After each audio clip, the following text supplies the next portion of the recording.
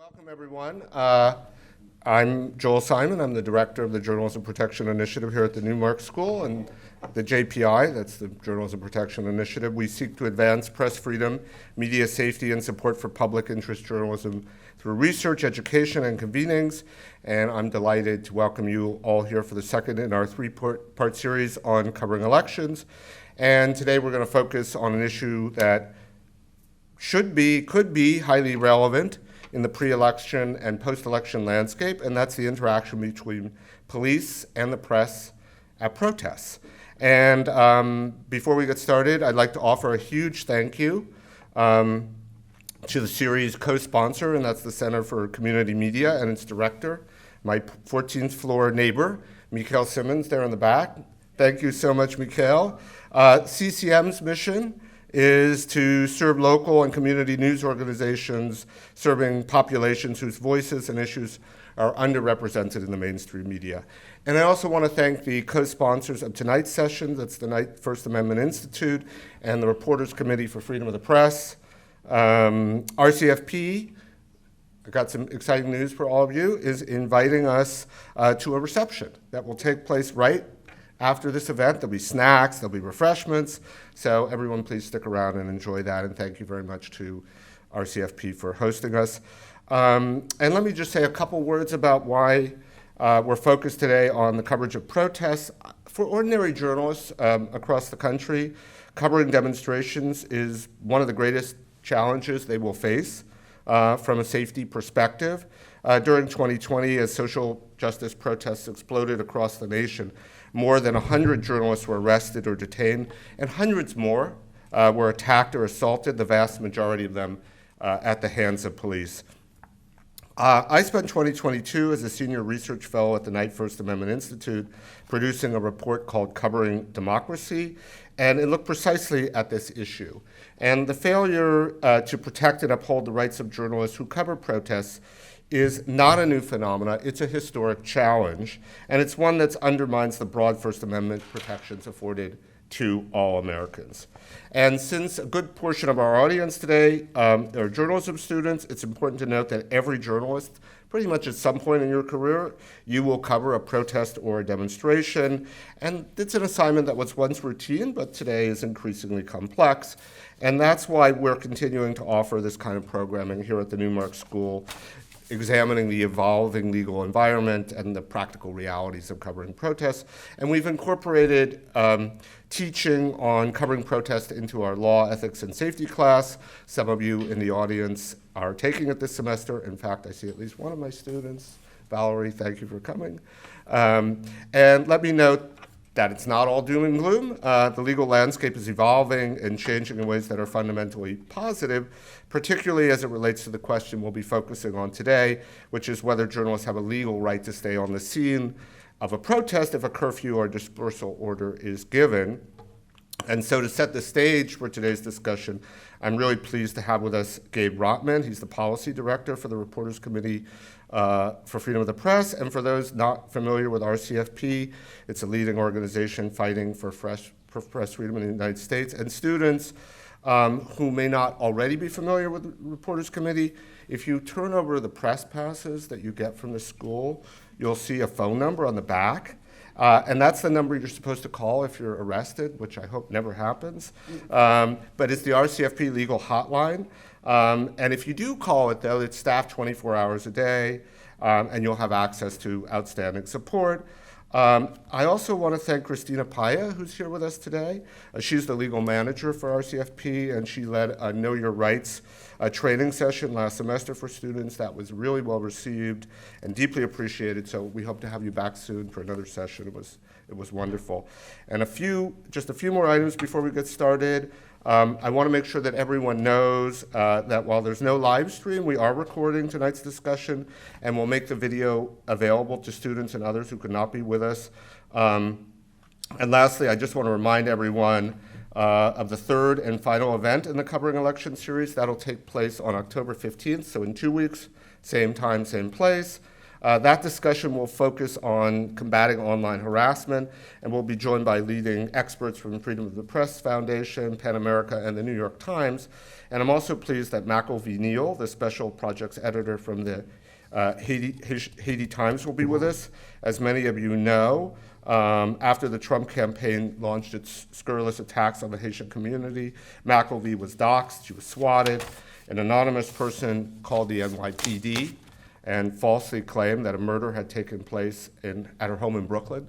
The police arrived thinking they were coming to a crime scene, and that obviously put her life in danger. But that's for the next discussion. Today we're going to talk about protests. So following Gabe's intervention, I'll chat with the panelists for 45 minutes. I'll take your questions.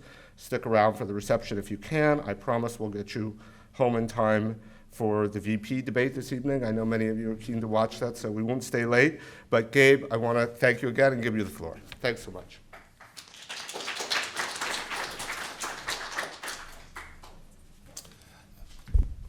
Thanks so much, Joel, and thank you to the Journalism School and to the Knight First Amendment Institute at Columbia for sponsoring this panel and this series of important panels. I also, in addition to Christina here, I wanted to quickly acknowledge Steve Adler, who is the chair of our steering committee at the Reporters Committee, and Sewell Chan, who's also on the steering committee. So thank you for being here. Just to set the table for this discussion, I was going to briefly cover two quick things. The first is I wanted to highlight an important effort that's underway at the U.S. Justice Department to formulate national level best practices for police-press interactions at protests. And in addition to just touching on that process that's underway, I was hoping that process would have resulted in a report that would be out by now, but we're still waiting for it. But I also was just going to quickly drill down and highlight a few legal and practical things that we at the Reporters Committee have urged be included in any of those national best practices, specifically when it comes to interactions between press and the police at mass demonstrations. The DOJ report arose out of an engagement that the Reporters Committee has had with the Justice Department for more than a decade at this point, where we have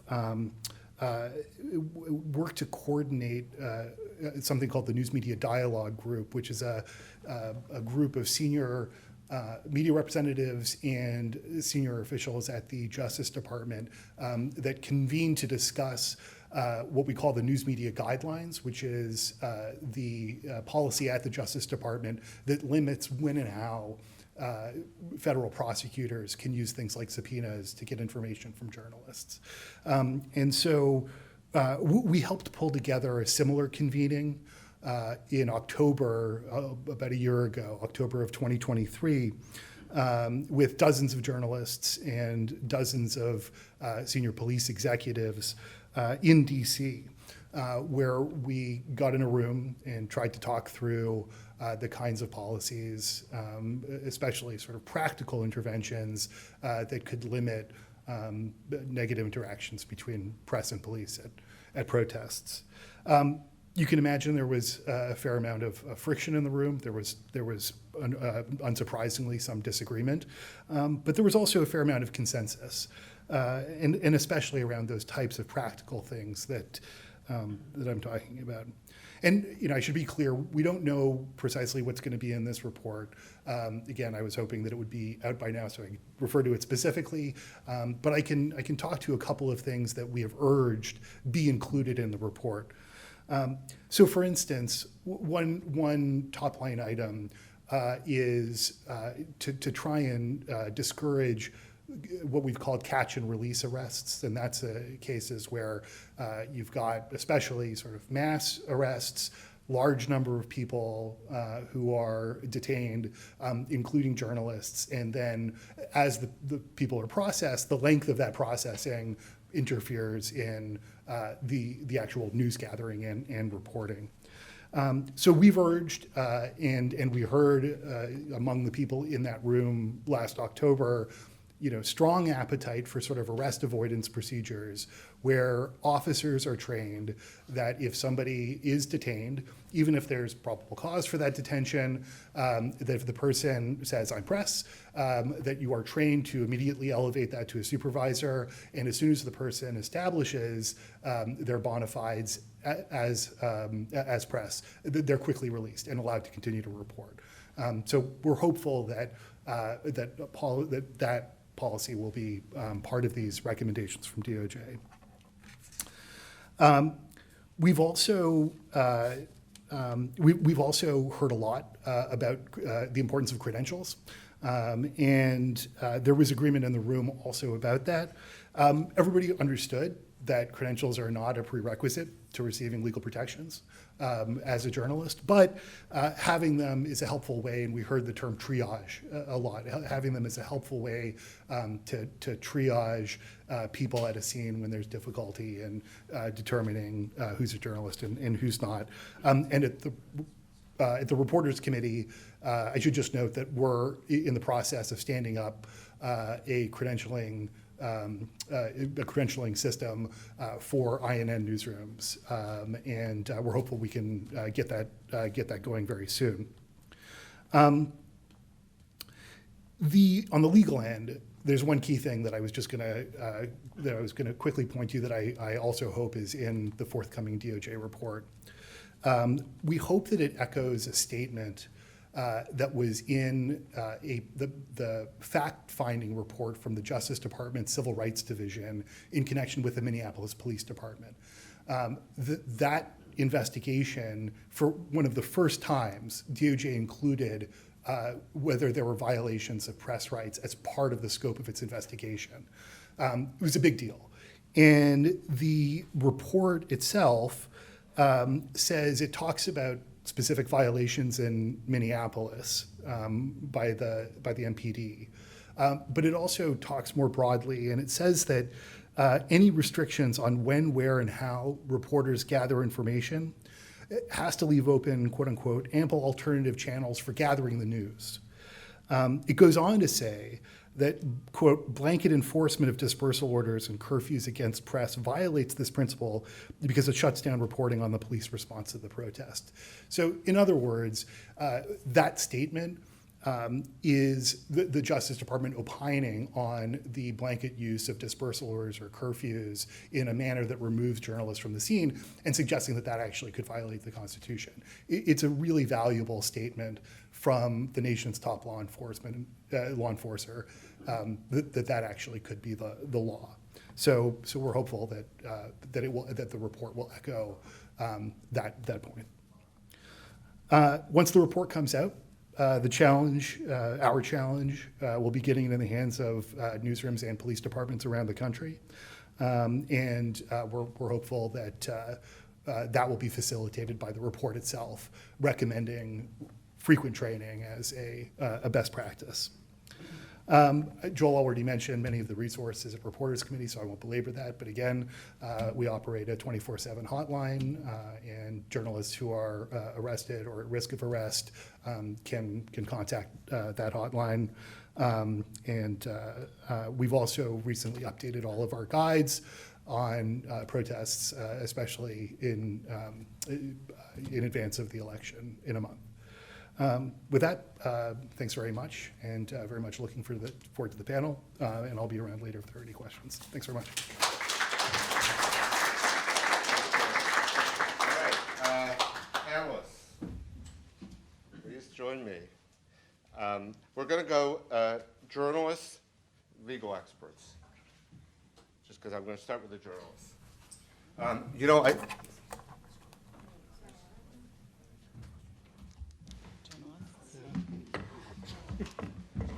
One thing I realized is we don't have any water, so. We'll survive. Yeah, All right. Well, we're gonna suffer. If somebody needs water, I'll run out and get some. We'll survive. Anyway, let me introduce everyone. So I'm actually going to start with Wesley, and then I'll introduce Katie. So this is not in order. That's Wesley. This is Katie. But I'm going to start with introducing Wesley. So Wesley's, I was known to many of you, I think, because he's been the journalist in residence here at the Newmark School. He's covered law enforcement. He's covered race and justice for the Washington Post. He's written extensively about the Black Lives Matter movement, and he continues to write on criminal justice for the Marshall Project. Is that still hanging out, the Marshall Project, and other publications? And he's been honored with many awards, including a Pulitzer Prize. And the second journalist here on my left is Katie Nelson. Katie has had an amazing career. She actually started out as an investigative reporter, but after she was diagnosed with a rare neurological disorder that made writing nearly impossible, she switched to visual journalism. She's lived and worked in Kenya and covered East Africa, but she was in her native Minneapolis in May 2020 when George Floyd was murdered.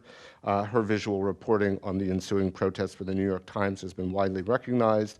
And in the course of that reporting, Katie was assaulted by law enforcement in Minneapolis, and she participated in a civil lawsuit to defend her rights, and she's going to tell you about that.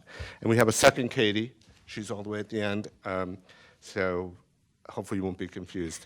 That's Katie Glenn Bass, and she's the research director at the Knight First Amendment Institute at Columbia University. And that role, she's edited and published a variety of reports, including my covering Democracy Report. Thank you, Katie. That was a great experience. But she's an expert in her own right on this issue, and her expertise dates back to her 2014 report that she did for PEN America entitled Press Freedom Under Fire in Ferguson. It documented 52 alleged incidents, including the arrest of Wesley Lowery. So we're going to hear about that in a little while. And finally, we're joined by Molly Bicklin, who's next to Katie, and Molly is the Associate Legal Director at the New York Civil Liberties Union, and Molly was part of the legal team that sued the NYPD for violations of civil rights related to their response to the 2020 social justice protests here in New York.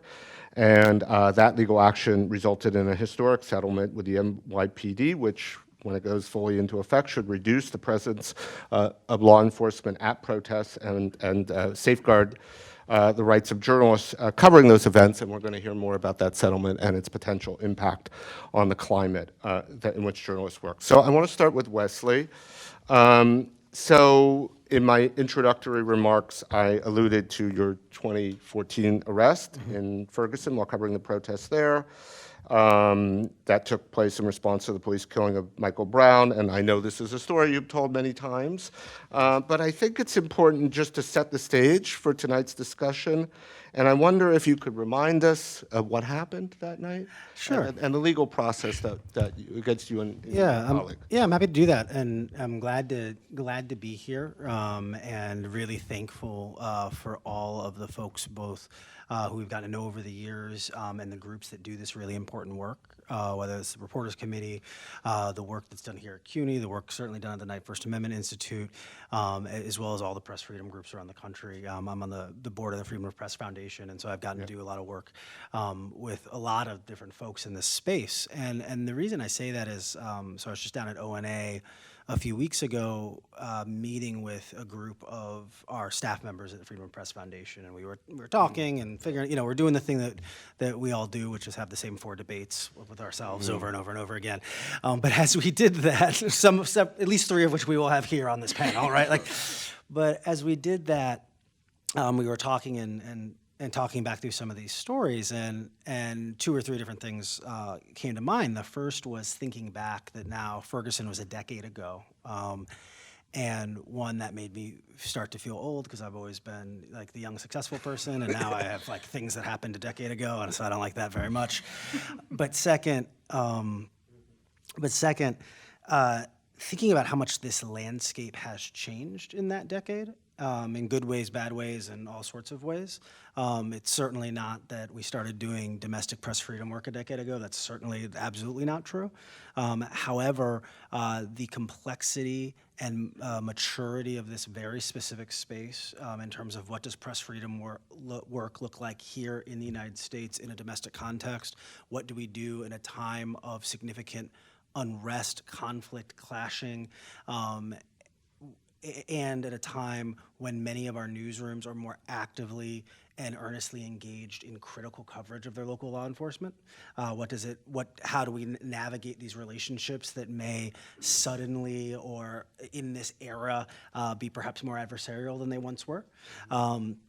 And so I think about all of that because, as I said to the staff members we met with,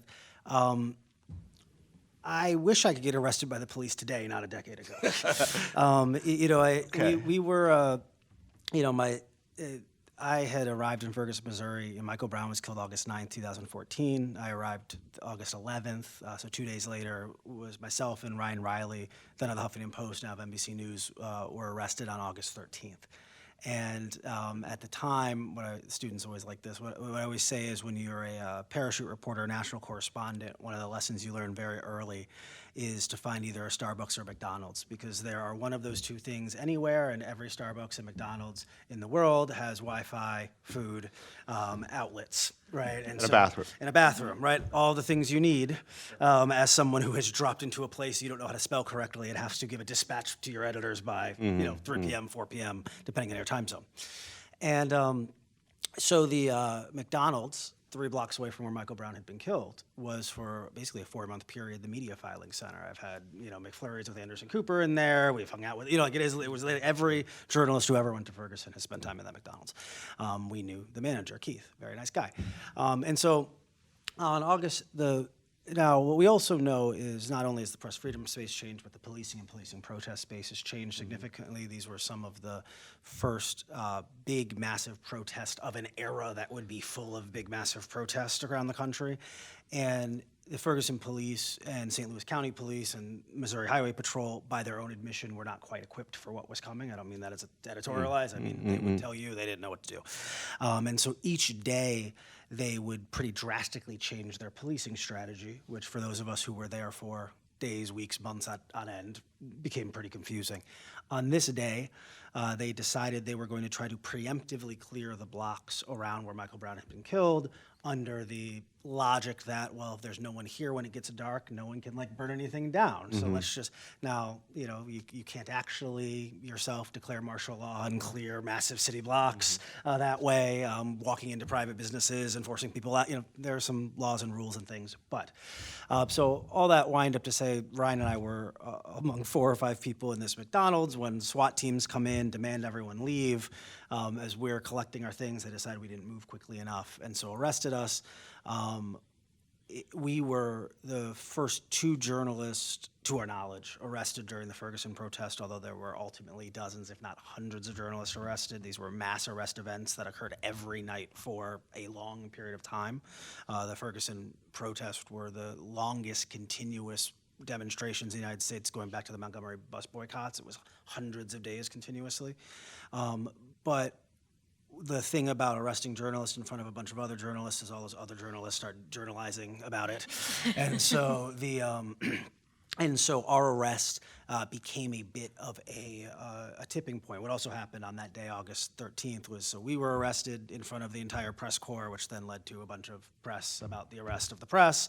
There was a prominent former city council member named Antonio French, who also was a media member who had been doing a lot of live streaming and live tweeting. He was arrested that night.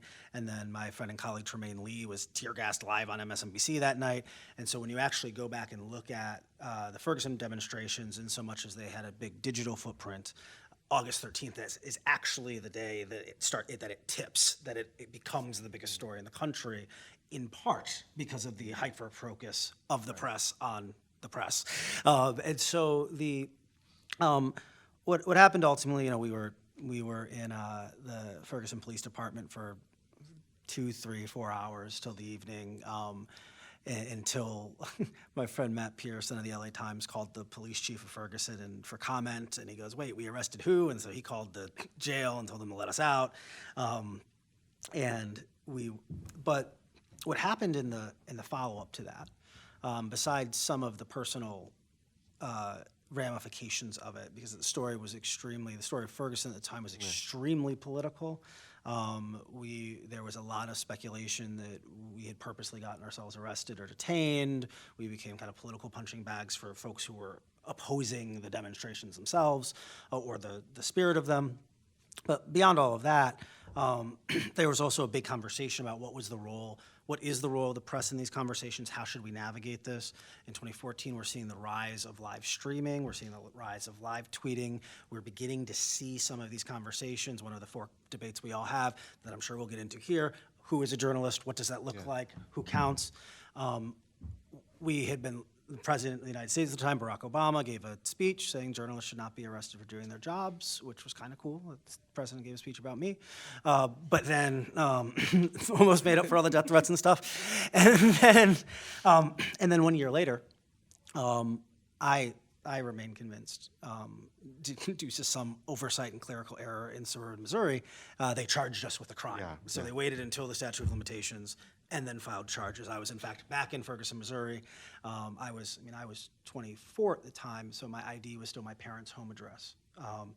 And I get a call from my mom. I'm in the hotel. I'm in Ferguson to cover the 1-year anniversary of Michael Brown's death, and I get a call from her that says, so there's a letter here about you being charged with a crime in St. Louis. And I'm like, Mom, take a picture and send it to me. What are you talking about? Ultimately, at that point, Ryan and I both were charged in connection to our arrest at the statute of limitations. We had to retain attorneys and ultimately negotiate with St. Louis police. I'll say one more thing and then I'll cut it here because I could do the 8-hour version of all this stuff. But the entire process, so ultimately we get the charges dropped and we do all, and the Washington Post Company and Huffington Post, which was owned by Verizon, spend exorbitant amounts of money dealing with all of this.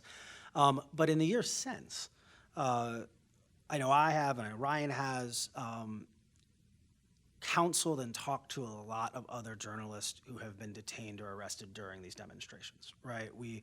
Ferguson was one of the first massive demonstrations around policing and police violence of this era. We've obviously seen that play out now in hundreds of cities across not just the country, but across the world. We've also seen other movements rising, whether it be movements around climate, Me Too, whether it be now the movements around Gaza. And so we've seen a lot of, and frankly, all the resistance protests after the Trump election. So we've seen a lot of mass demonstration, which means we've seen a lot of police-press interaction at protests, which has meant we have seen a lot of journalists assaulted, arrested, interacting with police.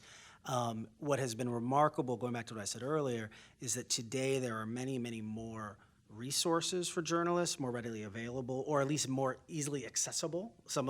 Many of those resources existed, we just didn't know how to get to them or who they were or who to call. There are people like me who, when I see my friend Omar Jimenez get arrested on TV, I text him and say, when they let you out, call me, I'll help talk you through this, right? Or to any number of people.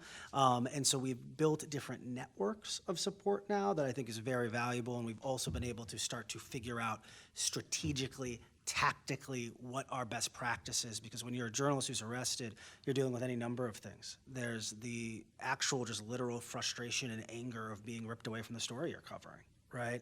There's the, how are my bosses gonna take this? Because there are bosses who wanna celebrate it. There are bosses who really kind of wanna punish you for making yourself the story and getting inserted into all of the, depending on who your editors, your corporate owners, your X, Y, and Zs are, there can be all types of professional ramifications. And then there is just the cascading and ongoing after effect, whether it be legal consequences, whether it be legal decisions, and then also how you support yourself. And so I just say all that to say that it has been remarkable 10 years out to see how the industry, and especially many of the people in this room, have rallied around the ideas here and have tried to sort out how do we support our journalists, how do we defend press freedom, and how do we make sure those resources are available. Because unfortunately, when there are protests, there will be press there, and police will arrest them, will assault them, and will that tension is going to exist. And we really appreciate the work that's been done to advocate against such things and to prepare us for when they happen. But what we know is, as there are more protests, we're seeing more such incidents, and we now have so much more information about how to navigate them. Well, yeah, I think that's, we're going to hear a lot about that, but I want to kind of get into another, flash forward 6 years, right? So this is 2020. We're going to hear about another experience from Katie. And just to set the scene here, you had been based in Nairobi, right? But you were home, you're from Minneapolis, and you were there. This is May 2020. and take us through the murder of George Floyd, protests you're out there covering. What happened? Right. So I should say, I'm 38 now. I have been living in Kenya off and on since I was 21, and right until the pandemic, which was, I think I left in Nairobi in March 2020, and I was a freelance journalist. I was working for Al Jazeera, BBC, covering human rights work in East Africa, and I was kind of at my last limit at that point because it was hard as a freelance journalist abroad. People were wondering, like, well, what does Africa mean to the global news when all this other stuff was happening, and it was breaking my heart and my bank account at that point. So I flew back to my parents' house. My lovely mother here is here from Minneapolis. God bless her soul, everyone. She's Mother of a journalist. Yeah, exactly. Hey, mother of a journalist. And I was living in my parents' attic. I was newly single, very broke at 33 years old, going, I think I need to quit this career because I need to pay my bills. And and then George Floyd was murdered less than a month after I returned to Minneapolis, and about a mile from our house. And I decided to just go out and kind of see what was going on. I had unfortunately been in Minneapolis during several other events in which police killed black men, and so I had seen this unfold in different ways before, but it was immediately pretty clear that this was a different situation. And I had never worked for the New York Times. I had gone down to an area of Minneapolis that at the time a lot of people were rallying around. It was a third Minneapolis police precinct, and just was walking around taking photos and got a random call from an editor at the New York Times who said, "Could you produce for us for a day?" And I said yes, and I did not know what that meant, but I just said yes.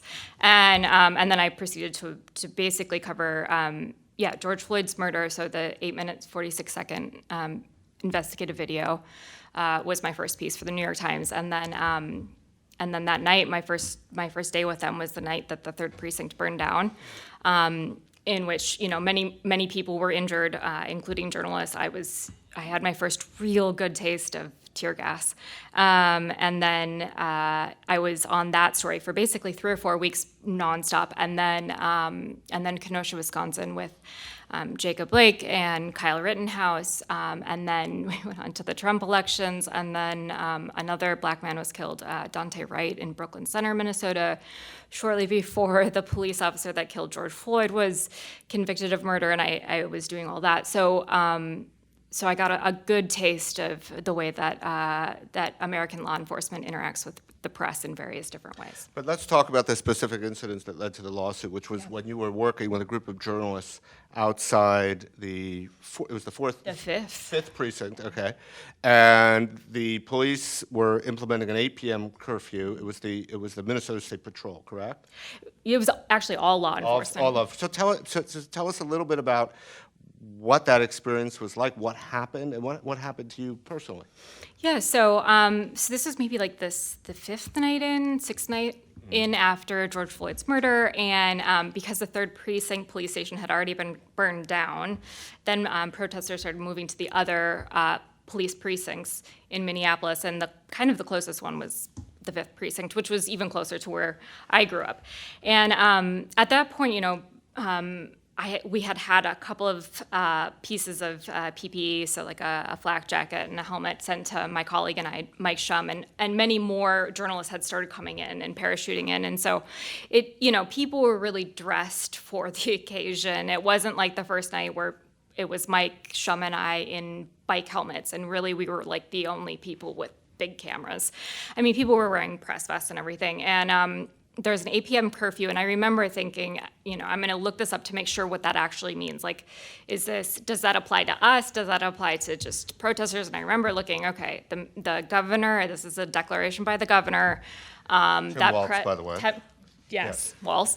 And he said, press are exempt from the 8 p.m. curfew. And so I said, okay, great, this is sorted. This is not going to be an issue as it was the earlier nights.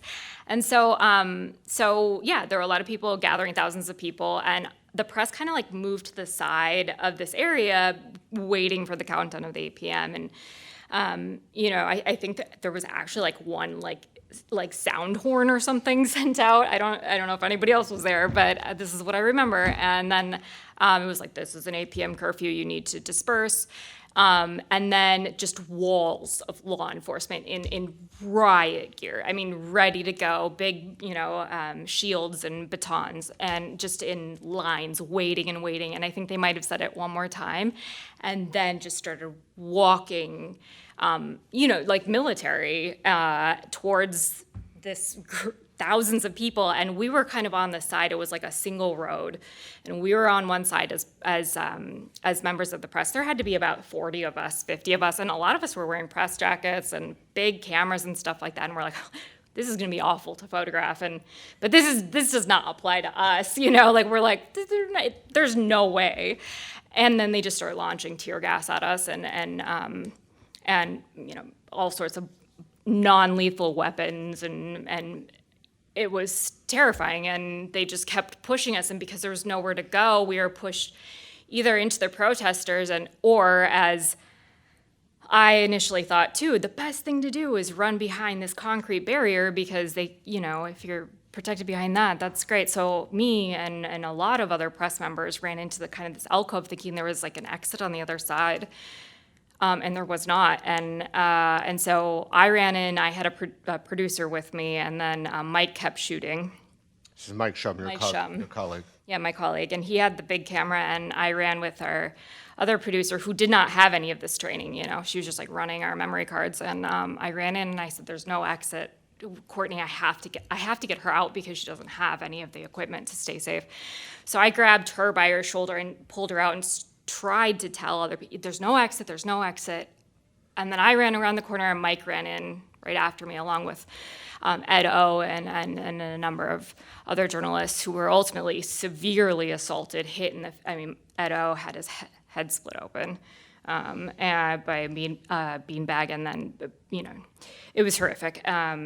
And that was just one. Yeah, well, and we'll get into the legal action, but you took as a result. But basically, what happened was they imposed a curfew.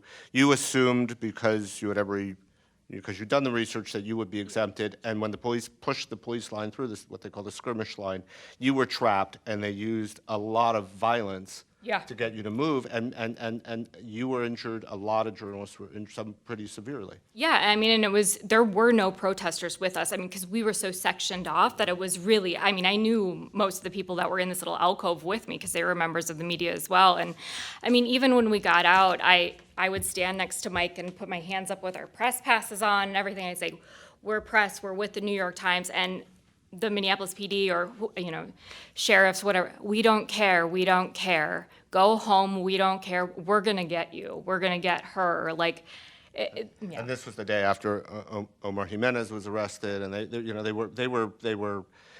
had indicated that there was not going to be any dispensation given to the press. But I want to bring in the other Katie now, because I sort of wanted to do this a little bit deliberately. We sort of have touch points here that you've grappled with in kind of analyzing the shifts in the legal environment, going from Ferguson to Minneapolis. And I wonder if you could just take us on a little brief journey through this legal landscape and beyond. How has the law evolved between these two very significant events, and how do we get to the kind of the kind of reality that Gabe was describing? Sure. Hi, everybody. Thanks for being here. So I'm going to talk a little bit about some of the common threads that we see developing in the law over the past decade or so, but I'm going to start actually by talking a little more about policing tactics, just for a second, just to put a bullet in that, bad choice of word, that policing of protests doesn't have to happen in the way that we see it happen so frequently in this country. There are actually lots of other approaches that you can take, and that in the past were more common in the United States to policing protests that did not involve such aggressive action, the use of such heavy-duty gear, often military gear, sold to police departments through a program run by the federal government, things like that. And that's actually one of the common threads we're seeing here too. It's aggressive policing across the board. It's aggressive policing of protesters, and then it's also aggressive aggressive policing of journalists because they're being aggressive towards everyone out there. And I just want to, first of all, make the point that it doesn't have to be that way, that there are other tactics that can be used to police public demonstrations in this country.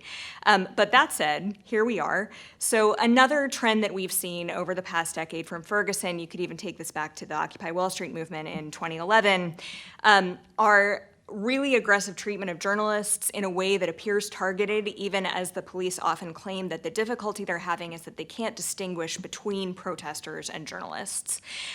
So you have, this sort of dissonance happening where the police are saying it's really hard to tell now who is a journalist because the news media landscape has changed so much and the situation is so fluid. And then you have journalists who are giving evidence saying, I was standing there holding up my press pass, I had a press vest on, I had a camera on my shoulder, I was yelling, I'm press, and they fired at me. And so, you have these issues, and it's hard to even understand that you're at the same scene because the narratives you're getting are so distinct. And then you also have a lot of issues that you're seeing in protests repeatedly with whether or not journalists are going to be given access to the scene after a dispersal order has been given or a curfew has been issued. And in some cases, like in Minneapolis, the governor exempts journalists from the curfew, but in every state except California, journalists have no legal right to remain on the scene. It's usually up to the discretion of the police, although as Gabe mentioned in his opening remarks, there's some promising language coming out of the federal government that suggests they may think there's a constitutional right to remain on the scene, which would be great. So moving forward a little bit, you get to the protests around George Floyd's murder, and you have two situations in Minneapolis and in Portland that both develop into cases and that have a lot of commonalities. So they are cases brought on behalf of journalists saying the police are targeting us, they're arresting us, they're being violent with us, they are not obeying the orders to allow us access to the scene after a curfew, seeking injunctions, seeking orders that the police departments change this behavior and allow the journalists to report uninfringed. And in both cases, when they come before a judge, the judge is hearing the testimony of the police saying it's really hard to tell, or one police officer who testified in the Minneapolis case in Goyette claimed that a third of the protesters out there were claiming to be journalists, but then admitted he had no proof for that statement and couldn't actually point to anything that had happened that would support that. And you have two judges who are not necessarily opposed to believing that story, but note in their eventual rulings in favor of the journalists that there's simply no evidence to support the narrative that the police are giving them. The judge in the Goyette case, Judge Wilhelmina Wright, laid out a series of stories that had been given to the court about journalists who were clearly being targeted, who were clearly being fired at or arrested after identifying themselves as press. And she said, this appears to be a problem of compliance, not of clarity. Which is good writing and also correct. And in Portland as well, it's the same thing. The judge says, this is just not the facts that we are seeing. What we are seeing is a number of journalists who are showing that they have been targeted even after identifying themselves, and the police are not giving us much to work with in terms of claiming that they can't actually distinguish between protesters and journalists. But in both cases, the judges then take it a step further and say, okay, but let's see what we can do to try to make it easier, to try to put some guidelines down for the way you would go about distinguishing a protester from a journalist. And that's where you see the common threads come in, is that in both of these cases, as well as in some of the more recent efforts we've seen to pass laws in this area, basically what they are saying is, don't just look at who is a journalist. Don't ask who qualifies as a journalist. Look at what the person in front of you is doing. So in some cases, they call this indicia of journalism. In Joel's report, we refer to it as a presumption of journalism. But essentially, take a look at the whole picture. Are they wearing clothing that distinguishes them? Or are they carrying equipment that is typical for a journalist to be carrying? Or do they have a press pass? Or are they telling you that they are a press? Or telling you, I work here, or I'm a freelancer here? Are they in the midst of the protest documenting it or participating? There are some of these lines that are hard to draw, but there's actually a lot of things that you can go through, even in the heat of the moment, that will help you make that decision, yes or no. And that's especially helpful when you are trying to determine who remains on the scene after a dispersal order has been given, because I think most people understand the idea that in an age when everyone has a smartphone, you can't just allow anyone who is recording to remain on the scene after a dispersal order. There's got to be a little more to it. But some sort of common sense guidelines for making that determination, understanding that maybe sometimes you get the determination wrong, but in general, assume that somebody who is behaving like a journalist is a journalist. So that's sort of the trend that we see emerging as we move forward. Okay, well, that's super helpful, and it actually cues up Molly, because I want you to take us from, the evolution of the kind of legal understanding of who's a journalist, how police should engage with journalists, and then the kind of number of very significant incidents we had involving policing in New York around the same period of time, the 2020 social justice protests, and how that led to this settlement. It's really a historic settlement that has gotten less attention than it deserves. So I wonder if you could tell us a little bit how it came about and what potentially it could mean for journalists in New York City. Well, thank you for having me. It's great to be in such good company. And talking about sort of litigation for people who are arrested by the police is one of my favorite things. Well, you're in good company. So I'm here to talk about a settlement agreement that resolved 4 consolidated cases that were brought seeking both monetary damages, but more importantly, injunctive relief, right? Changes to the police department arising out of the George Floyd protests starting in May of 2020. And one case specifically was brought by a group of journalists who had been assaulted and arrested, and 3 of the other cases also involved different levels of interest of journalists, legal observers, and protesters, again, who accused the city of New York and the NYPD of engaging in unconstitutional policing, using excessive force, arresting protesters, journalists, and legal observers without probable cause at these protests. And the thing about it is that, I know you all are very familiar, and we've talked about the 2014 protests in Ferguson and later. In New York, the protests all seem to follow the same pattern, right? So we look back to the Republican National Convention protests of 2004, protests against the Iraq War, the Occupy Wall Street movement, right? And you see mass arrests, you see arrests of journalists, excessive force. And year in and year out, there would be these huge actions, there would be mass arrests, there'd be massive payouts from the city, there would be findings of liability. And yet it would still be the same protest tactics, or the same police tactics over and over again responding. And so really not learning any of these lessons. And so this sort of attempt at injunctive relief, to change the practices is intended to change that response. After many years of really hard-fought litigation, we came to an agreement. And the parties to the settlement agreement are the New York Attorney General's office, the plaintiffs in the various cases, including this journalist case, the City of New York, 2 police unions that had intervened, the Sergeants Benevolent Association and the Detectives Endowment Association, as well as the City of New York and NYPD. The Police Benevolent Association, the largest police union in New York, also intervened in the case. They have objected to the settlement, and so they are appealing that in the court, so it's still on appeal. And it has a number of provisions relating to how the NYPD polices protests. It's currently in the phase 1, which means the NYPD is coming up with new policies, so it's not implemented yet, and as I note, it is still on appeal, but this process is moving along, and it does attempt to sort of do some of these different tactics and different ways of responding, and include some of the issues that are raised in Gabe's report, because it attempts to incorporate sort of what we think of as like best practices. And so I'm going to talk a little bit about some of the general provisions, and then I'll talk about what I know people are really interested in, are the police or the press-specific provisions. So the main substantive provisions of the settlement is that it establishes a 4-tiered protest response system, with one of the primary goals being to facilitate the First Amendment rights of protesters. And this tiered response system is intended to minimize police presence at protests and require the NYPD to use de-escalation methods before increasing its response. Because one of the things that we do see is that when often there are more police at protests, it really escalates it, it creates more violence. And as Katie noted, right, police response doesn't have to be this way. And in fact, even in New York and other big cities, we've seen protests that are quite large, that go perfectly fine and without a large police response or people being beat up. And usually those are with fewer We don't see the riot cops. We don't see the lines of police trying to clear people out. So it alters and formalizes practices around crowd control, use of force, and mass arrest processing centers. It prohibits the crowd control tactic we colloquially known as kettling, where a group of protesters are surrounded with an intent to take police action.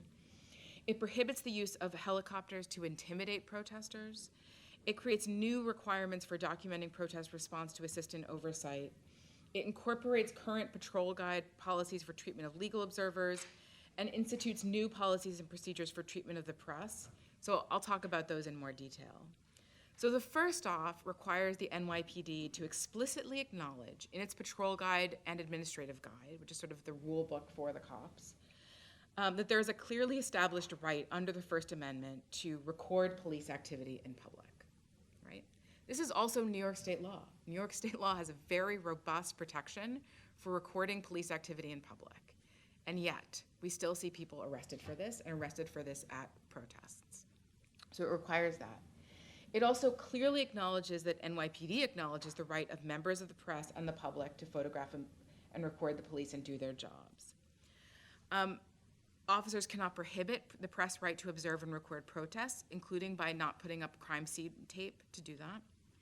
The NYPD cannot arrest a member of the press or public solely for observing or recording police activity in a public place. And it has an explicit recognition that members of the press are not limited to people holding an official MOME, the Mayor's Office of Media and Entertainment press pass.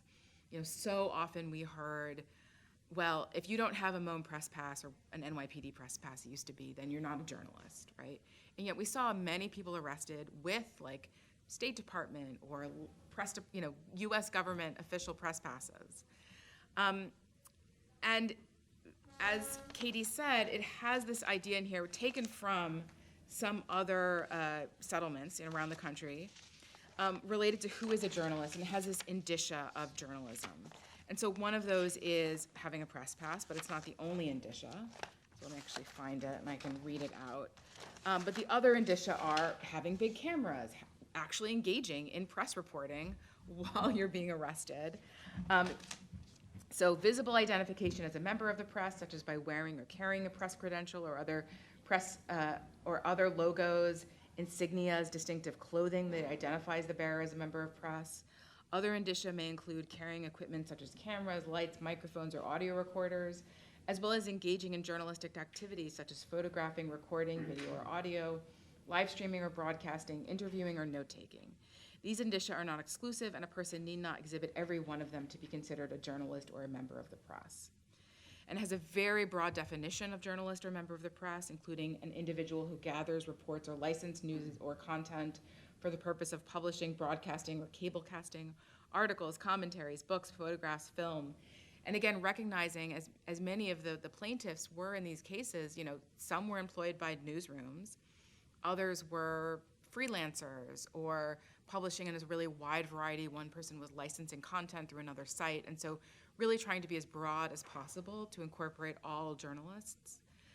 And then it has a really specific acknowledgement that where there is a dispersal order, and the settlement in general really discourages the use of dispersal orders. It's only at tier 4, because folks do have a constitutional right to assemble and air their grievances, so that should really be a last resort.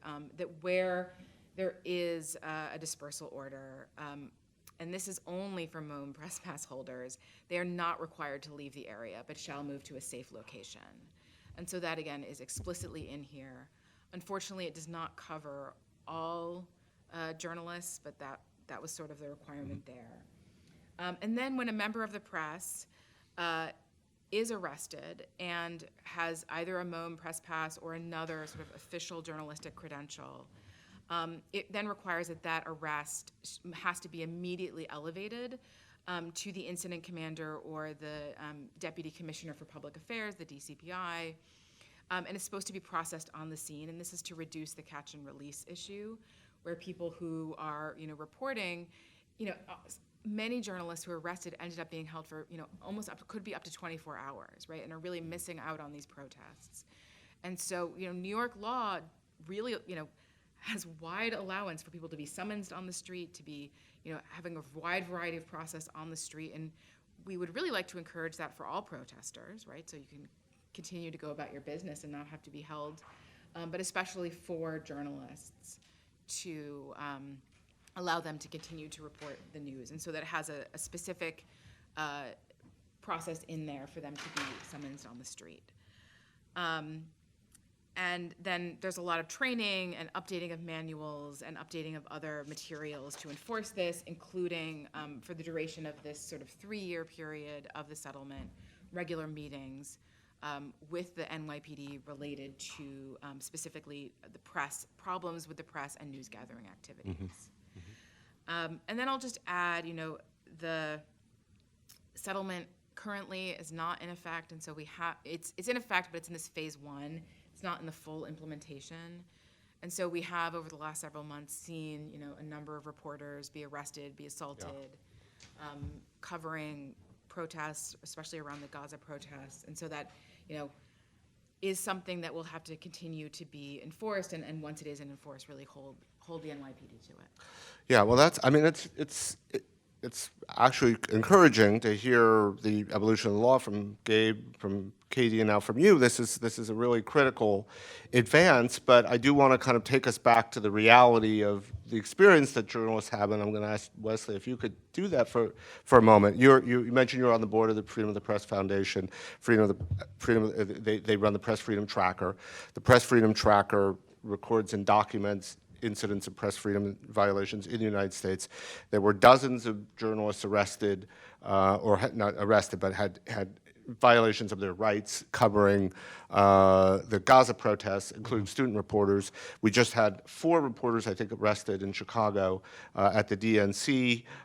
So, what's going on here? What is based on your own experience, your reporting, your engagement with law enforcement, why is there a disconnect between the experience of journalists and the kind of evolving legal environment in your view? Well, certainly. I mean, I think nothing I'm about to say, I don't intend in any way to undercut the importance of these evolutions, which I think is really remarkable, right? Yeah. But as we know, to live in the world there's the rules as they are written on the piece of paper, and then there's the world as we actually experience it, right? And many people have found themselves very frustrating going, well, but wait, that's not what the rule book says you're supposed to do to me, as they are carted off to jail or wherever, right? And so I think that that's one thing we think about. I think beyond that, though, one of the things we deal with in American policing in general, an institution I spent a lot of time writing about, is a few distinct dynamics. The first is a federalism issue, is the reality that we have 18,000 police departments around the country, and so that do not move in lockstep in uniform ways. And so as you win a victory, you win one victory and you have to win it 7,999 more times. And that's just the local agencies. Then you got the state agencies and the feds and everyone else. But then beyond that, these are 18,000 agencies that deputize hundreds of thousands, if not millions of people, give them guns and badges, and give them relatively absolute authority in case-by-case scenarios to make life and death decisions. One thing we saw, for example, in Ferguson, this happens less often. It happened a bit in Minneapolis. It only happens in the case. It happens less often in the more daily or routine protest, even a place that sees significant protests like New York. Happens more often when you have these kind of moments that are singular, is we saw a lot of self-deputizing police officers. The average police officer who was on the street policing the Ferguson protest, no one had ever asked them to be there. They grabbed their gun and their badge and drove in themselves. Well, you can imagine how that undercuts the ability to enforce policy, to be uniform in what you're going to do and how you're going to do it. And so what we see very often is, I think the importance of fighting policy fights and winning in these ways, especially this kind of injunctive and policy relief. But we also understand that one of the reasons we get the rule book changed to say a certain thing is because we know we're going to end up having to sue you afterwards when you don't follow the rules correctly, right? And so there is the hope that through these policies that we preemptively disincentivize the type of behavior that chills press freedom, but also this now provides the tool to come back afterwards. One of the last thing I'll say on this is, one of the things I say when I talk to other journalists very often, so like I said, Ryan Riley and I were arrested together in Ferguson, and it was interesting. We knew each other's work, but we had literally met that day. We didn't know each other particularly well. We lived 2 blocks away from each other in D.C., and now we're very good friends, but at the time we didn't really know each other. And tactically, following our arrest, we kind of took different tacks. I was, and Ryan is a little lighter skinned than I am, and has a little less pigment than I do. And so I was happy to have been released from jail and wanted this to go away. Ryan wanted to call every manager he could locate and file every complaint humanly possible. And there was some disposition. Ryan, had been told by AppleCare that the police were not allowed to arrest the press, and he had some concern. He had some things he wanted, and I was like, all right, they let us out. Let's not let them change their mind. I'm going home, right? And there may have been some racial components to our responses, but what I will say is, a decade later, I actually advise people to proceed like Ryan did, not like I did.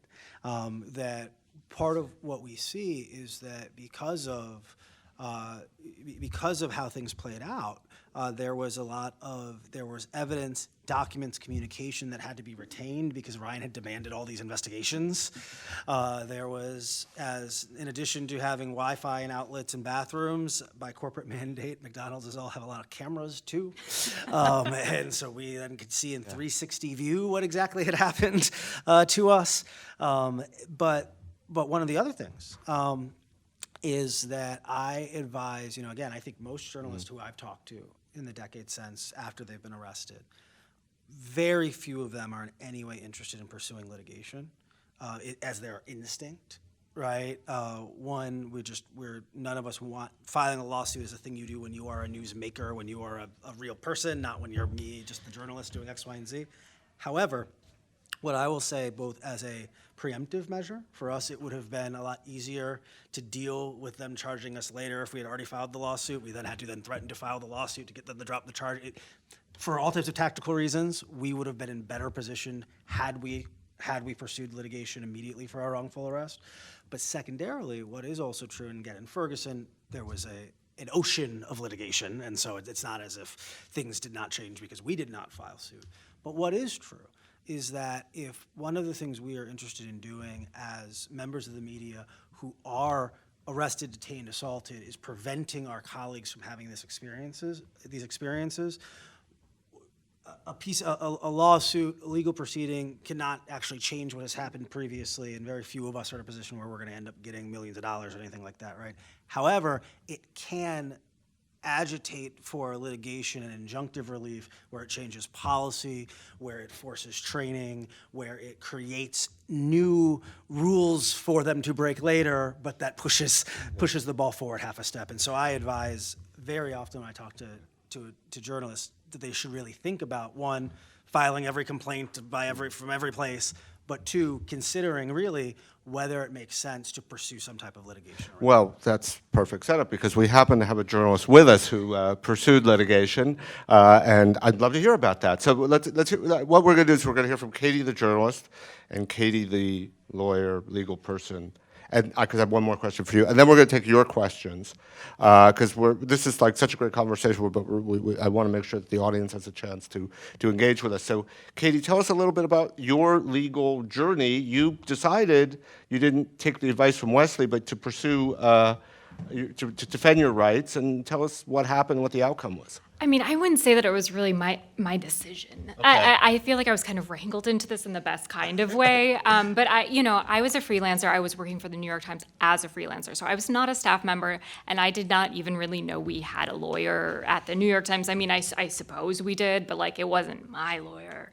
And so I guess the ACLU of Minnesota saw that some journalists were assaulted, and they started just calling kind of the faces and names that were listed. And I think I had spoken to maybe the Committee to Protect Journalists or something, and had made a short statement just because I was like, yeah, we should probably say that was not okay, being assaulted. But, you know, across the board, I mean, all the freelancers who were assaulted particularly that night were not speaking out about it. I mean, there was footage and there were photos of Edo, you know, who had been shot in the face, but like really, you know, we weren't speaking out about it. And I don't know that any of us really realized that it was, I think we were really traumatized and also really busy, and we just didn't think we should probably talk to lawyers about this.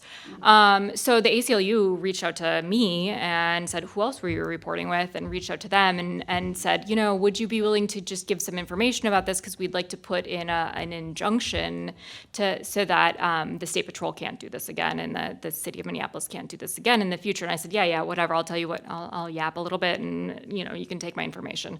And then a couple months later, they said, oh, actually, we're gonna file a lawsuit. Do you want to be part of that? And I was like, well, okay, whatever. You know, like not once did I ever think like this is a financial thing or this is really gonna do anything at all.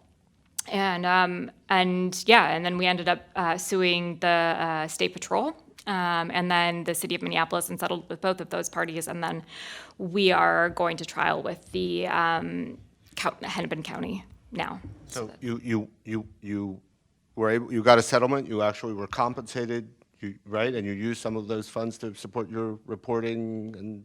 Yeah. I mean, so there was about 8 of us for each of the 2 settlements that have come up. And actually a lot of them are colleagues that I worked with at my college newspaper. So it's been kind of wild that way.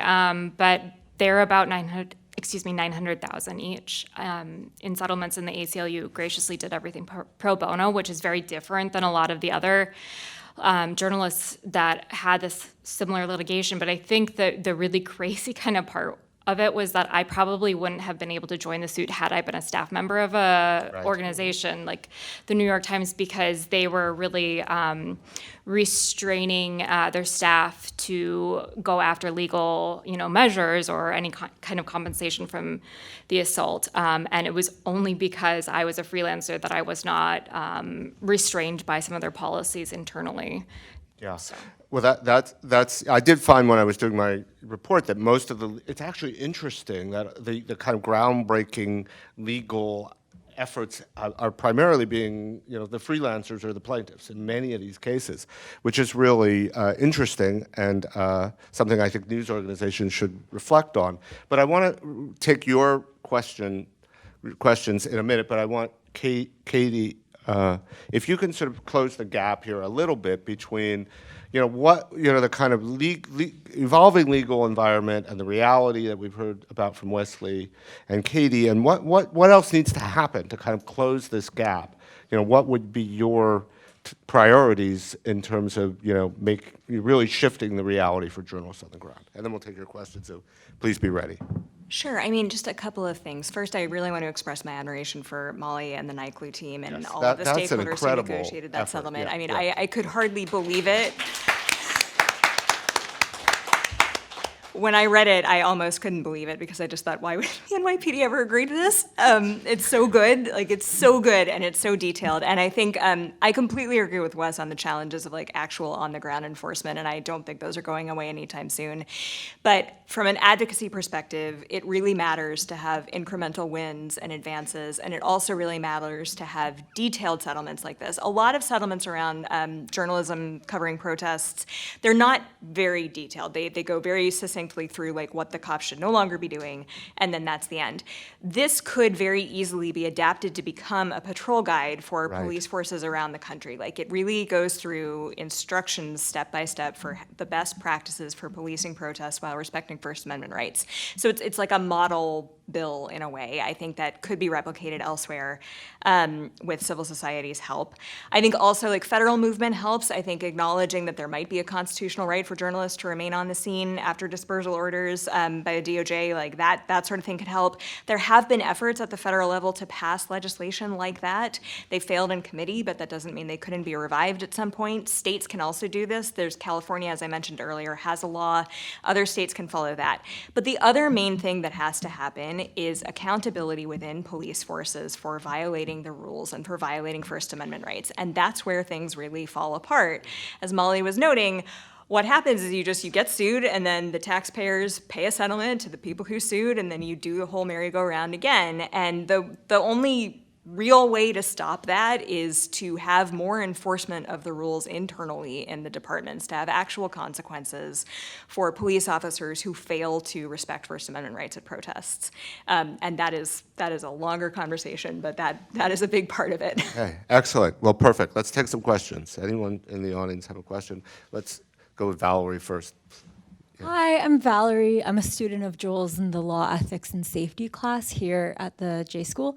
And I wanted to know, so say you're a freelancer, you are covering a story of a protest.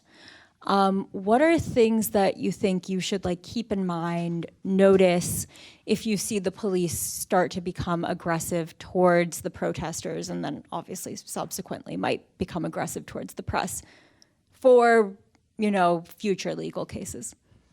I think it'd be interesting to have both a legal perspective on that and a kind of journalistic perspective on that. So what from a legal perspective, what do you think how would you answer that? Any of the...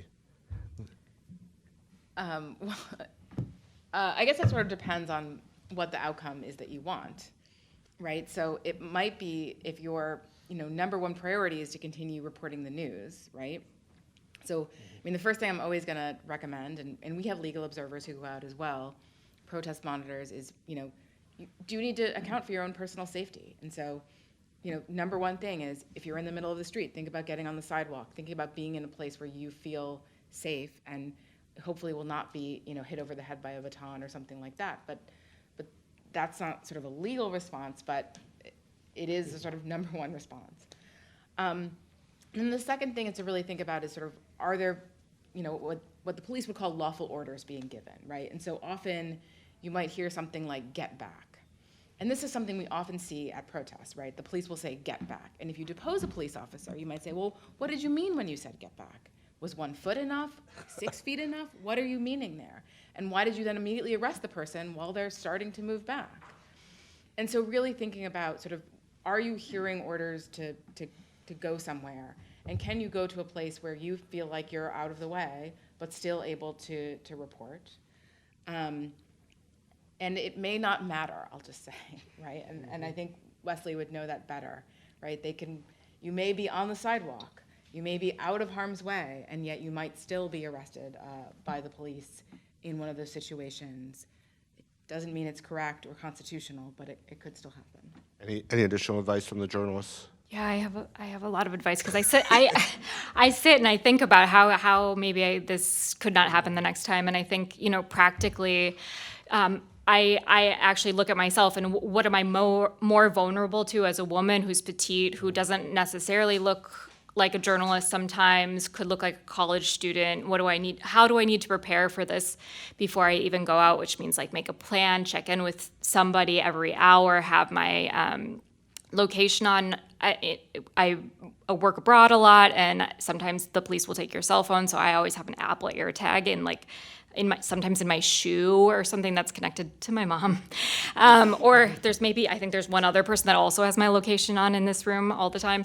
In the US, I was writing down my lawyer's phone number and, somebody else's 911 phone number on my arm in Sharpie, because if they take away your phone, who you're going to call. Now I have you can see I'm a little obsessive about this. I actually just have a GoPro that I can snap onto my backpack strap, because I think one of the biggest parts of our case was that we had footage, and the police were like, did nothing happen? And we're like, actually, we're journalists and we were filming the whole time. We have the evidence. But of course, there are, snags in all of this. Many of the police officers taped their badges, and so you couldn't see their name. You couldn't see their number even if you looked at the footage later. As a woman, I don't wear an ID, a lanyard around my neck, because I can be strangled with it. And so I put it either in my shirt or something like that. And so these are the things, as a white woman, these are the things I consider all the time. But perhaps as a person of color who's a journalist, they'll think about different things. And so, yeah, those are a few of my many tips I keep. Okay, you have a question? Yes. I'm Michael Myers, New York Civil Rights Coalition. My question is related to what you just said, you all of you. Everything you've said is nothing new. The New York Civil Liberties Union, which I used to be a member of the board of, the board of the American Civil Liberties Union, which I used to be a board member of and vice president, they've all published books, the ACLU books, the NYCLU books, pamphlets, books on the rights of citizens, the rights of protest, the rights to not be arrested. All these things are known to the NYPD and police departments. So, but these things still happen. We meaning the NYCLU, even amended the patrol guide to give police officers clear guidance, even clearer guidance than the recent amendments that they have proposed. So my question to you is, what the hell else do we have to do? Okay. Do we have to meet with the mayor and the police commissioners and give these policies to them, and so they know what rights they are transgressing?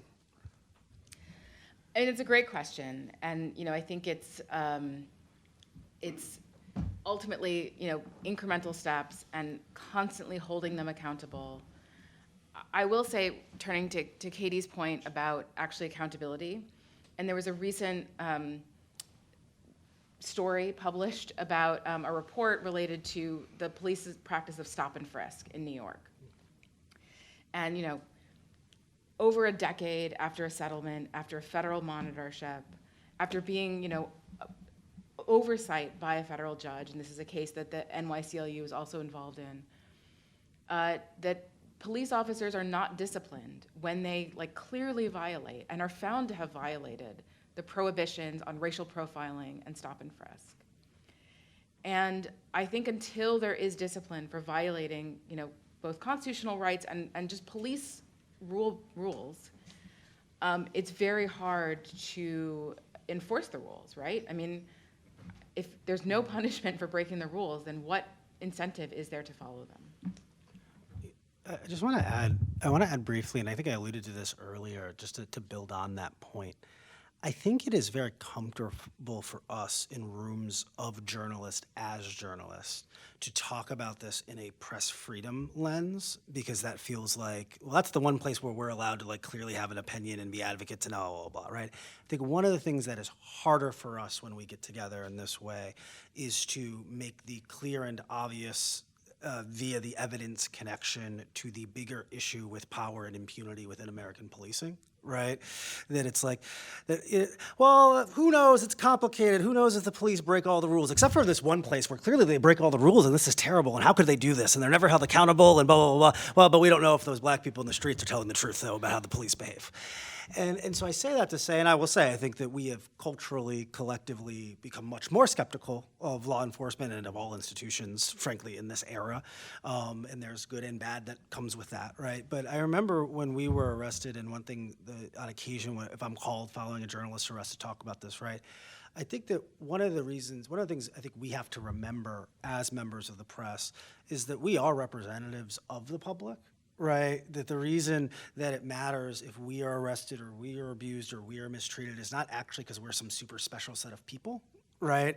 But in some ways it's because, well, if they're willing to treat people who have a camera running this way, what do we imagine is happening when we are not here and when we are not paying attention, right? That it actually should frame our thinking, our skepticism, and our scrutiny of these powerful institutions. As I noted earlier, right? Each deputized police officer in the United States of America is among the most powerful people in our society, right? Joe Biden, Kamala Harris, Hillary Clinton, Donald Trump, no matter which set of conspiracy theories you believe, none of them can take out a gun, shoot you in the chest, and then go home and have dinner at their dining room table that night. Every single police officer in the United States of America is given that power, given that right. It's extreme power, right? And so when we talk about the need to hold individual officers accountable, much less departments and structures and systems accountable, again, none of this is about in my opinion, individualizing these officers, or if only we could get rid of these 3 or 4 bad officers who don't believe in, and also having spent certainly from 2014 up to 20, and probably frankly, still to this day, is at least as many days as any other American journalist in the streets covering protest. Maybe not the most anymore, given the last few years. These are hyper difficult, frightening, dangerous, quickly moving and developing instances. I have empathy for the officer who for themselves is just scared, doesn't know what's going on, and maybe something's on fire and all these guys are holding cameras saying they're, but I mean, like from a human level, I can understand, right? But even as we can hold that and think about that, right, I think we do have to think about the power that this institution and so therefore these individuals hold, and what our role is as the press in holding it and demanding an accountability. We talked about how most of these suits are brought by freelancers and not by the, and I, again, this part is my opinion, but I would be shocked if the reason for that is that our friends two doors down, or my friends, my former employers in DC or elsewhere, don't want to, quote, be the story and be in a public fight with the NYPD. The New York Times doesn't want to sue the NYPD. The Washington Post doesn't want to be a fight with the LAPD. Now they've become the story. Now they're oppositional to this thing they're supposed to be covering. And I do think that there's a complexity to that. What power do we give away when we don't stand up for ourselves? And I think that establishment journalism has to at least ask those questions and think about those questions. I'm not saying there's clear, obvious answers of what to do, but I do think we have ceded a lot of that ground and a lot of that power. Absolutely. Okay. We have time for, lots of questions all of a sudden. Would people be willing to stay a few minutes late to get their questions answered? So let's go with Sewell first, and maybe we'll take a couple, So Molly, I was thinking about the incentives question, and New York, I don't think even has a police commissioner right now. Yeah, good point. But I think citizens are unlikely to demand better treatment of the press by police because they have a lot of priorities. Even if they're not hostile to us, we're unlikely to be top of mind. Some elected officials might, especially the good government types. Have there been any police departments, though, that recognize from a community relations perspective the need to get this right? And is there a way to work with them? I know maybe that sounds hopelessly naive, but, litigation, I think, when there's egregious cases seems absolutely appropriate. But is there any way to get ahead of this? I think part of the challenge, and I hope I'm not seeming too police sympathetic here, but in general, the tendency has been to rope off reporters more and more. I mean, the political campaign context is the most egregious in my view. I mean, signing up to be penned in a cage at a Trump rally is literally a terrible use of one's time and dignity. But is there a way around this that's not purely through the legal route? Is I guess what I'm asking. Well, I'm sure my colleagues here have some thoughts on that. This settlement does have this sort of roundtable idea in it. And, the NYPD, and I'm sure other big police departments as well, do really care about the press that they get, right? I mean, the NYPD has an entire press outfit. 86 people. Yes, they are active members, and they care about how they're covered. Yeah. And so I do think that does matter. And, this settlement, twice a year to have discussions about issues is to sort of keep open those lines of communication outside of a litigation context that should not be so adversarial, should not so hostile, to talk about sort of what are the issues and, what will come of that. I think people certainly have hopes of what will come of that. But the idea is to sort of take down the temperature and just be sort of practical. And I do think police departments do care how they're covered. I think, Mikhail, you had a question in the back? No? One or two more questions? No.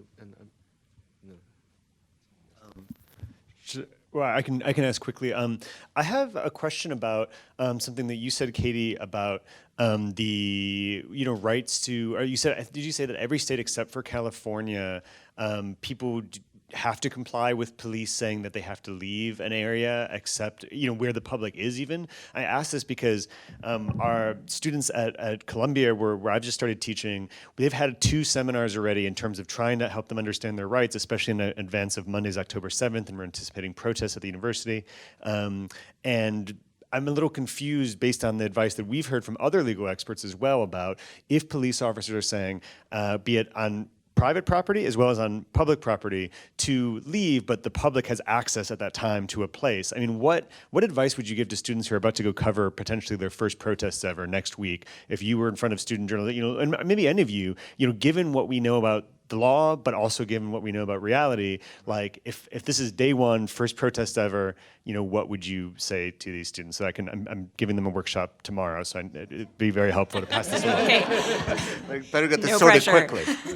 Actually, any of my fellow panelists would be more qualified to answer that second part. On the California point, what I was trying to get at was the fact that if you're at a protest in a public space, anywhere in the country, and the police order a dispersal of the protest and say everybody has to leave.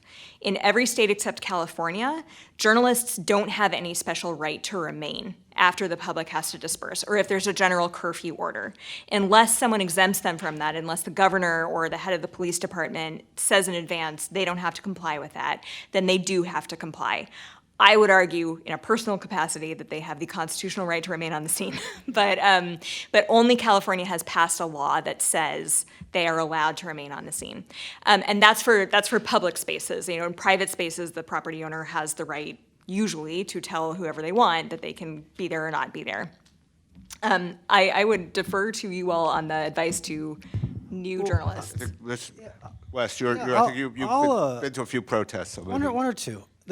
One of the things I'll say on this is, and I'm going to try to word this so it doesn't seem as, I don't think this is going to be contrarian, but what I will say is, right, so one, even, or it's not contrarian, but we're having this big conversation about journalists getting arrested, right? Mm-hmm. When I go to a protest, I'm absolutely not trying to get arrested, right? I'm in fact trying to do everything in my power not to have that happen, because then that gets in the way of the thing I'm trying to do, which is talk to people and write about whatever is happening, and you cannot do that when you are yelling at a Ferguson police officer in the back of their van about how your boss is going to be really mad at them, right? It's so one of the things what I teach students or when we talk about this is I think about a few things, because I think protests are actually, as a news event, very overwhelming and both very simple to cover and very complex to cover at the same time, because it is possible to spend a lot of time traumatizing yourself and walking away with no journalism from a protest.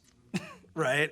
It's like this ongoing, like in some ways it plays to our shiny object obsession, right? Wait, now they're over here. Now someone's chanting this. And you just literally run around in circles for 8 hours and you look at your notebook and you have nothing worth writing, right? I have myself spent 8 hours at a protest and interviewed not a person, right? Because you're too busy running around trying to document what the police are doing and it's, right? And so one of the things I try to do is, I remember during those nights, and again, I was fortunate by, you learn, you learn from your mistakes, and that's why I'm the smartest person in the room, right? So we spend all this time at these protests, and it gets to the point where there's these nights where it's like, okay, all we're all doing is standing here, watching those people stand there, as the police stand there watching them, and we're just waiting for something bad to happen.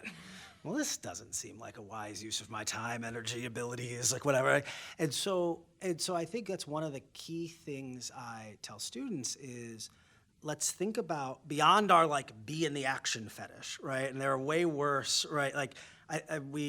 One of the 4 debates we all like to have is should our students go to the protest, and what if they want to march in them, and what do we, and I always but what I will say is, you're telling me there's a student journalist who they see people in the streets and they want to gravitate towards it?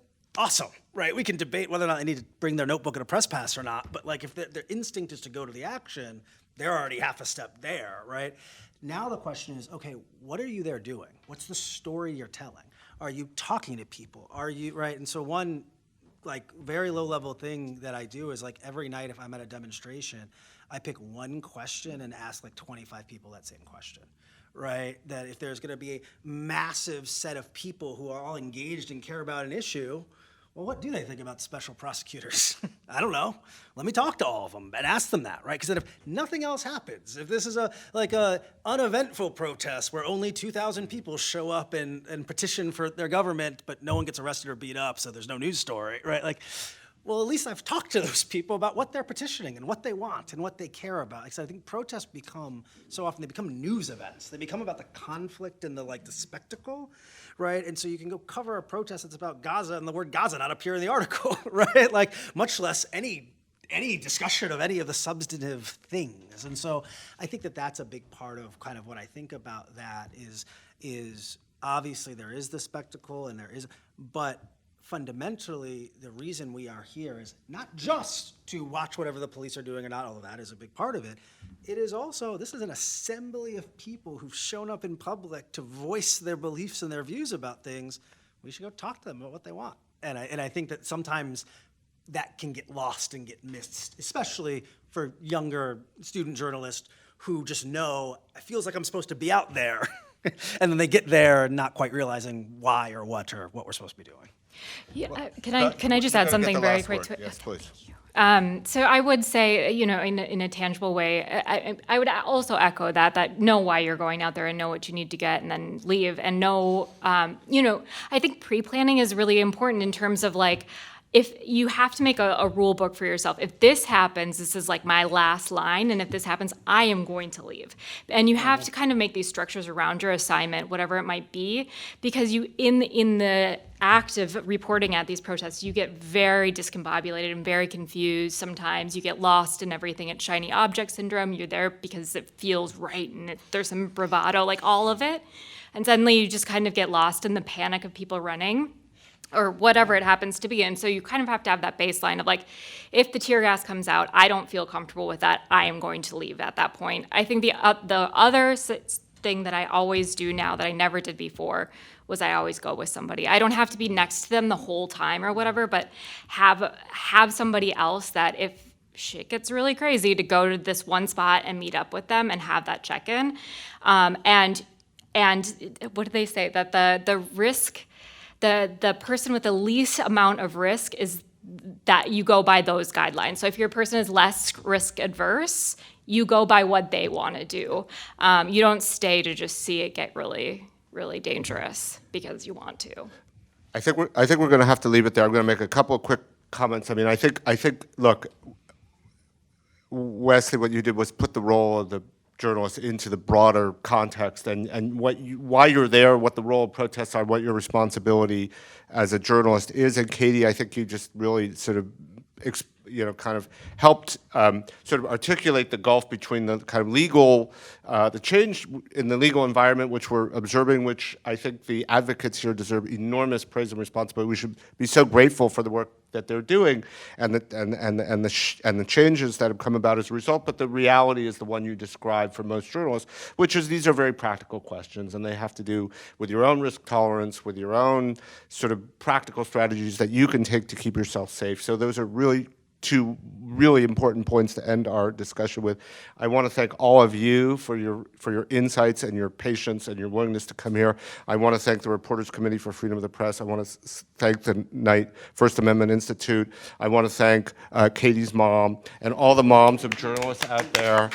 You know, I mean, when I heard that you have to monitor where you are, yes. I really think there's not enough prizes.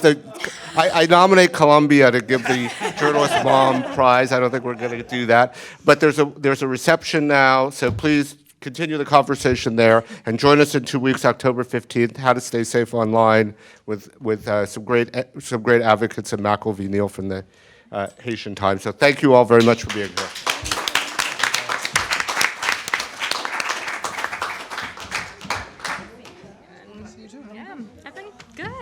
I've been actually really good. I just came back. I've been traveling for 6 months. Oh, okay. You live here? DC. Okay, thank I mean, yeah, you know. covered a ton of ground there. We really did. I know, right? I know. Great. Thank you so much. Yeah, no, thank you. Wait, so where are you back? I think for the first time since the pandemic, all my stuff is Oh, wow. And I went to Paris for a month.